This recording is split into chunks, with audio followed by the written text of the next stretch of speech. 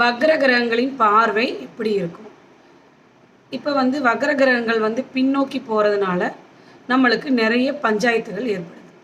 இப்போ வக்ர கிரகங்கள் பின்னாடி போகிறதுனால நம்ம பலன் எடுக்கிறதும் பின்னாடி பின்னாடி அதாவது ரிவர்ஸில் ஆன்டி கிளாக் வைஸில் 5ஆம் இடம் 9ஆம் இடம் அப்படி எடுத்துக்கணுமா அப்படின்னா அப்படி எடுத்துக்கூடாது. வக்ர கிரகங்கள் இருந்தாலும் வக்ரம் இல்லாமல் இருந்தாலும் நம்ம எப்பவும் போல தான் கிளாக் வைஸில் தான் பார்வை பலனாகட்டும் மற்ற எந்த பலனாகட்டும் நம்ம எடுத்துக்க முடியும்.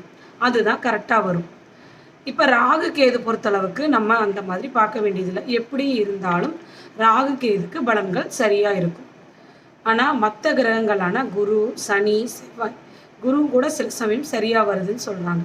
ஆனால் மற்ற கிரகங்களான சனி செவ்வாய் இவங்கள்லாம் வக்ரமாக இருந்தாங்க அப்படின்னாலும் நம்ம எப்பவும் போல தான் கிளாக் வைஸில் தான் நம்ம அந்த பார்வைகளின் பலன்களை எடுக்க வேண்டும் அப்படிங்கிறது இதில் நம்ம தெரிஞ்சுக்கணும்.